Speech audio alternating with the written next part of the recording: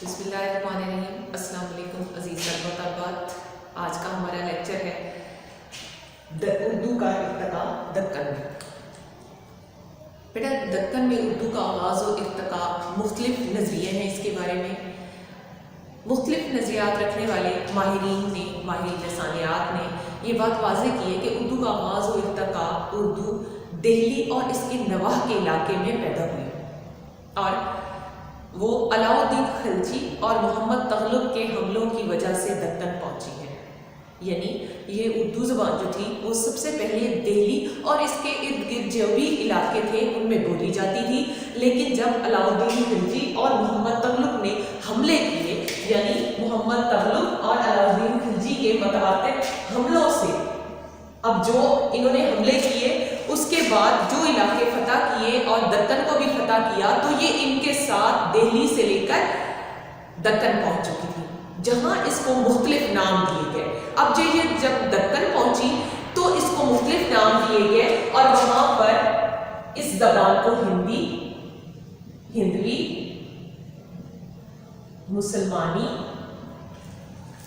اور گجراتی، گوجری، دکنی اور زبان اہل ہند، زبان دہلی، زبان ہندوستان اور دکنی، اسی اردو کے وہ قدیم نام ہیں جو وہاں پر بولے جاتے تھے. بعد میں 13ویں صدی عیسوی سے 17ویں صدی تک دکن اور گجرات میں یہ پروان چڑھی. یہ زبان 1800 میں جب دہلی میں اسے ریختہ کے نام سے اردو شاعری میں اختیار کیا گیا، اسے احیا ہوا، تو دہلی کی زبان دکنی سے بارے صوتیار، صرف و نحو کے وغیرہ کی وجہ سے کسی قدر مختلف ہو گئی اور معیاری اردو کہلائی.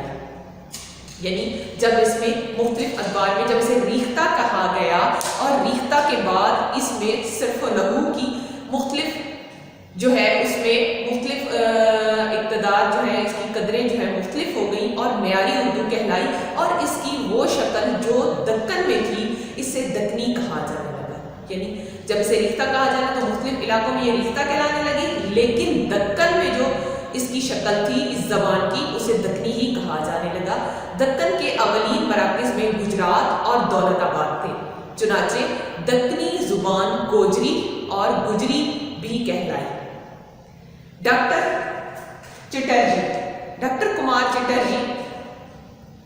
اس کی وجہ تسمیہ بتاتے ہیں، گجری کی وجہ تسمیہ بتاتے ہوئے لکھتے ہیں کہ دکنی کا نام گجری اور اس کی اصلیت اور مشابہت کی آئینہ دار ہے. یعنی دکنی کا نام وہ بتاتے ہیں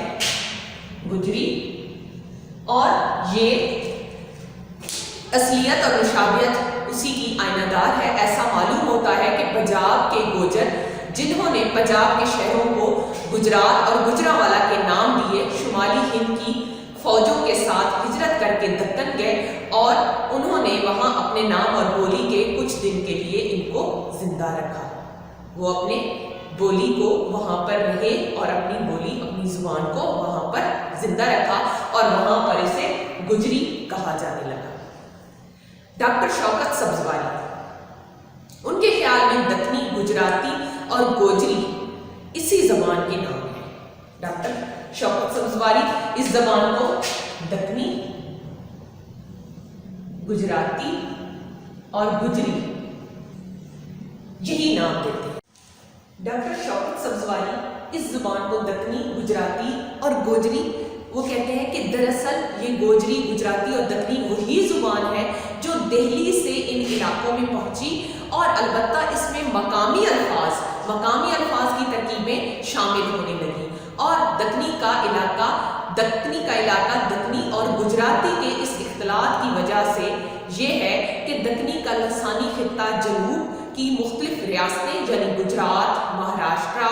آندھرا اور میسور کی موجودہ تمام علاقوں پر مشتمل یہ علاقے جو تھے ان کی زبانیں دکنی علاقے میں شامل ہونے لگی. یعنی دکنی علاقے کی زبان میں جو دکنی کہلاتی تھی اس میں شامل ہوئی. تامل ناڈو بھی جو کہ موجودہ علاقوں پر مشتمل تھا، جہاں اردو زبان کا یہ روپ دکنی کی شکل میں ترقی کرتا رہا.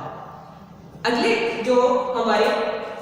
نقاد ہیں وہ کہتے ہیں ڈاکٹر محی الدین قادری زور، وہ کہتے ہیں کہ انہوں نے دکنی کی بے بازیافت کے لیے نمایاں حصہ حصہ لیا، انہوں نے دکنی کو بازیافت کے لیے اس میں حصہ لیا، اور وہ کہتے ہیں کہ ہندوستانی صوتیات میں معیاری اردو کو کھڑی بولی سے مشتق اور دکنی کو پنجابی سے مشتق بتاتے ہیں۔ وہ کہتے ہیں کہ کھڑی بولی اردو کھڑی بولی سے اور دکنی پنجابی سے مشتق ہے۔ اس کے علاوہ حافظ محمود شیرانی پہلے جنہوں نے اردو کے آغاز کے بارے میں سب سے پہلے قلم اٹھایا اور اردو زبان کے آغاز کے بارے میں سب سے پہلے لکھنے والے ڈاکٹر حافظ محمود شیرانی تھے، جو کہ دکنی اور پنجابی کا جزوی مماثلتوں کی بنا پر دکنی کا ماخذ پنجابی کو قرار دیتے ہیں، یعنی دکنی کو پنجابی کا ماخذ قرار دینے والے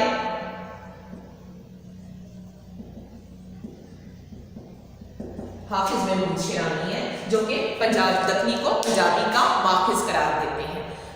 آخر میں ڈاکٹر چٹر جی، زوربلا اور مسعود حسین خان، یہ تینوں نقاد، تینوں ماہر لسانیات بتاتے ہیں کہ دکنی معیاری اردو کا قدیم روپ ہے، جس کی شکل جو ہے وہ نواح دہلی کی بولیوں گھڑی، ہریانی اور میاتی سے تیار ہوا ہے۔ یعنی یہ تینوں جو ہے ماہر لسانیات نقاد اس بات پر متفق ہے کہ اردو کا قدیم روپ، اردو کا پرانی شکل جو ہے، جس کی شکل نواح دہلی یعنی دہلی کے ارد گرد کے علاقوں میں جو گھڑی بولی زبان بولی جاتی تھی، ہریانی بولی جاتی تھی، انہی زبانوں سے تیار ہوا ہے۔ ان تمام لوگوں کی جو آراء ہے اس سے یہ واضح ہوتا ہے کہ اردو زبان جو تھی وہ دہلی کے نواح میں جو زبانیں بولی جاتی تھی انہی سے وہ تیار ہوا ہے، یا مقامی جو برصغیر پاک و ہند کے علاقے تھے وہاں پر مسلمانوں کے متواتر حملوں سے جو زبان مسلمان فاتحین اپنے ساتھ لائے اور موجودہ زبانیں جو مقامی زبانیں تھیں ان کے اختلاط سے جو زبان بنی وہ اردو زبان کہلائی۔ امید ہے آج کا لیکچر آپ کو سمجھ میں آ گیا ہوگا۔ اگلا لیکچر بھی ہم اردو کا ارتقاء دکن میں، اردو کا آغاز دکن میں کیسے ہوا، اسی پر دیں گے، مزید اور معلومات اور نئی باتوں کے ساتھ۔ اللہ حافظ۔